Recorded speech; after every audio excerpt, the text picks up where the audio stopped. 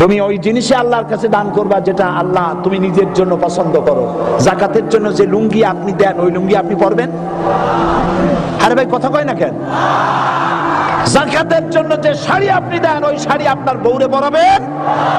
আপনার বউরে ওই শাড়ি দিলে আপনার বউ কবে আসসালামু আলাইকুম, তুমি থাকো তোমার ছেলে মেয়ে নিয়ে, আমি চললাম। তা আপনি যাকাতের নামে আলাদা শাড়ি আর লুঙ্গি বানাইছেন কেন? আর এই শাড়ি লুঙ্গি দিয়ে এক্সিবিউশন করা হয়। অমুক বড় লোক সলিমউদ্দিন সাহেব তিনি আগামীকাল সকালবেলায় যাকাত এবং শাড়ি দিয়ে আপনাদেরকে ধন্য করবেন। লোকেরা যায় পাড়া খাইয়ে মরে যায়, ঠিক না?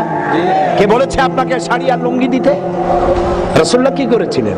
রাসূলের কাছে এক ব্যক্তি গেল, হুজুর আমি আজ কয়দিনের না খাওয়া, আমারে কিছু ভিক্ষা দেন। রাসূলুল্লাহ ভিক্ষা দিছিলেন? তিনি জিজ্ঞেস করলেন তোমার কাছে কি আছে? লোকটি কি বলল? কি বলল? তাহলে আর ওয়াজ করে করবো কি, সবই তো জানো। কম্বল। আচ্ছা কম্বল আসলো, রাসূলুল্লাহ কম্বল বিক্রি করলেন, পয়সা দিয়ে বললেন কুড়াল কিনে আনো। কুড়াল আসলো, অর্ধেক টাকা দিয়ে কুড়াল কিনলেন, অর্ধেক টাকা দিয়ে খাদ্য কিনলেন। আর এবার রাসূলুল্লাহ তার পবিত্র হাত দিয়ে একটা হাতল কুড়ালের মধ্যে লাগাই দিলেন, বললেন যাও বাজারে যাও, জঙ্গলে যাও, কাঠ কাটো, বাজারে বিক্রি করে আর খাও, খবরদার ভিক্ষা করবা না। ওই লোকটি চলে গেল। বেশ কিছু কাল পরে সেই সাহাবী এসে হাজির, আসসালামু আলাইকা ইয়া রাসূলুল্লাহ। হুজুর আমারে চিনছেন? আমি সেই ভিক্ষু যে আসছিলাম খয়রাত চাইছিলাম, আর আপনি কুড়াল দিছিলেন। কুড়াল দিয়া কাঠ কাটা বাজারে বিক্রি করে খাইয়া দাইয়া আমার কাছে এখন যাকাত দেওয়ার মতো অর্থ জমা হয়ে গেছে। এটার নাম ইসলাম। এটার নাম কি? ইসলাম। সুবহানাল্লাহ বলবেন না? প্রত্যেকের কাছে খাবার থাকবে, শুধু ধনীরা খাবে তা না, গরিবদের কাছেও খাবার পৌঁছায় দিতে হবে। এই জন্য যাকাতের টাকা আদায় করার দায়িত্ব হলো সরকারের। আদায় করার দায়িত্ব কার? সরকারের দায়িত্ব। এজন্য ইসলামী সরকার প্রয়োজন।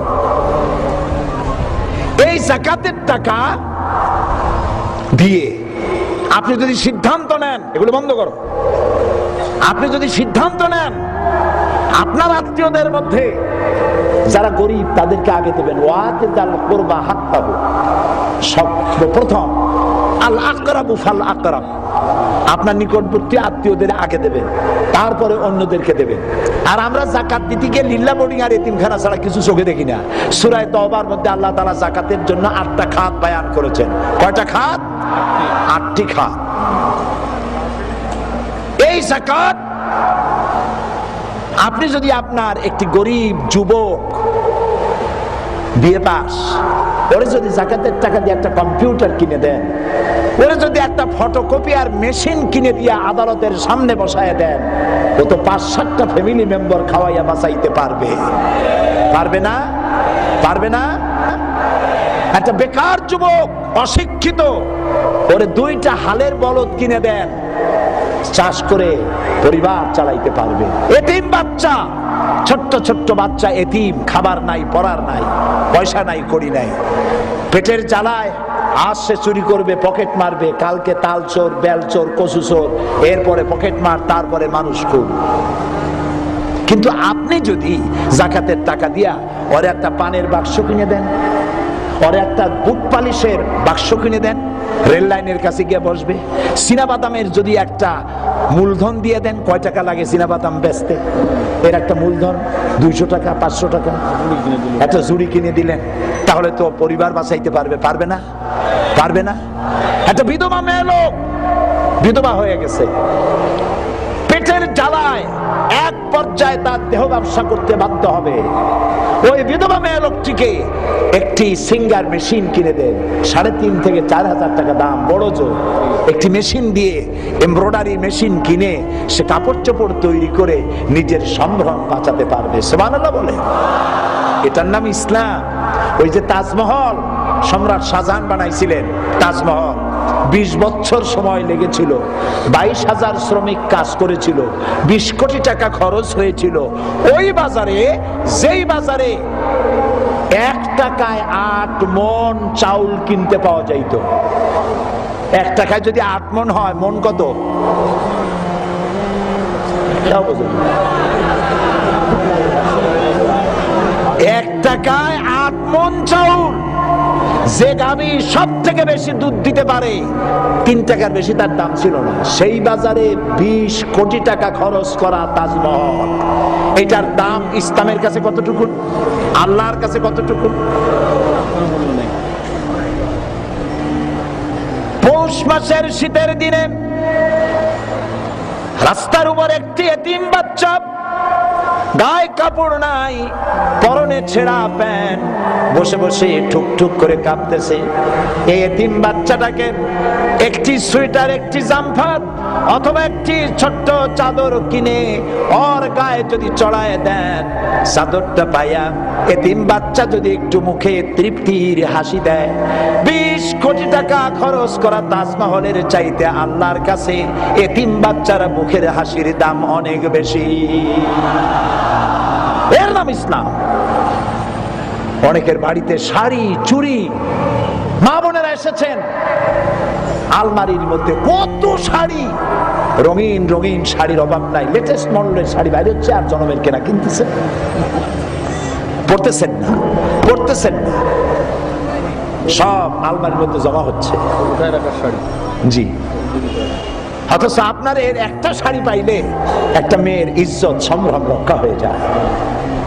নিত্য নতুন সোনার মডেল তৈরি হচ্ছে আর অলংকার তৈরি হচ্ছে, সমানে মার্কেট মার্কেট, আর সোনা কিনতেছেন, জমা করতেছেন। 7.5 ভরি পর্যন্ত হলেই যাকাত দিতে হবে বাজার মূল্যে, গোড়া থেকে 7.5 ভরি হইলেই যাকাত দিতে হবে। যত বাড়বে নিচের থেকে শুরু করে প্রত্যেক বছরের বাজার অনুযায়ী দিতে হবে।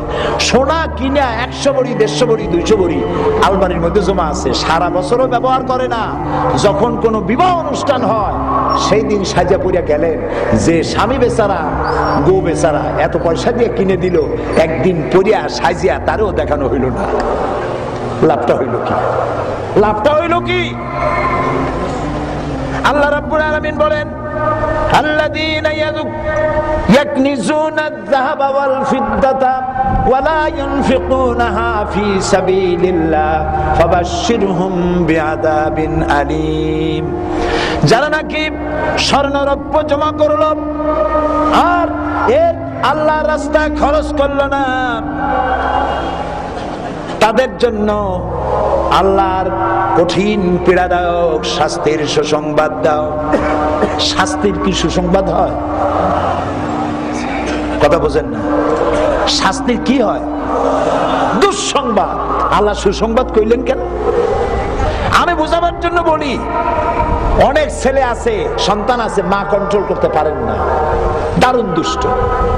মা তখন বলে, বেটা শোন, আমার কথা তো শুনলি না, তোর বাবা আসুক, আমি তারে সব শোনাবো। তারপরে এমন পিট্টি দেবে, মজা টের পাবে। পিটালি কি মজা হয়? এই মজার কথা বললো কেন? শাস্তির তীব্রতা বোঝাবার জন্য। ফাবাশশিরহুম বিআযাবিন আলীম, শাস্তির তীব্রতা বোঝাবার জন্য আল্লাহ বলছেন শাস্তির সুসংবাদ দাও। কি সেই শাস্তি? ইয়াউমা ইউহমা আলাইহা ফি নারি জাহান্নাম ফাতুকওয়া বিহা জিবাহুম ওয়া জুনুবুহুম ওয়া যুহুরুহুম হাদা মা কানাসতুম লিআনফুসিকুম ফাযুকু মা কুনতুম তাকনিজুন। কিয়ামতের দিন এই স্বর্ণ রৌপ্যগুলি জাহান্নামের আগুনে জ্বালায়া সিল বানায়া কপালের উপরে, পৃষ্ঠদেশে আর পাঁজরের উপরে সিল মারা হবে, আর বলা হবে হাদা মা কানাসতুম, এ হলো সেই সব সম্পদ যা তুমি তোমার জন্য সঞ্চয় করেছিলে আর আল্লাহ রাস্তায় খরচ করো নাই, এখন মজা চাখো। বলেন নাউজুবিল্লাহ।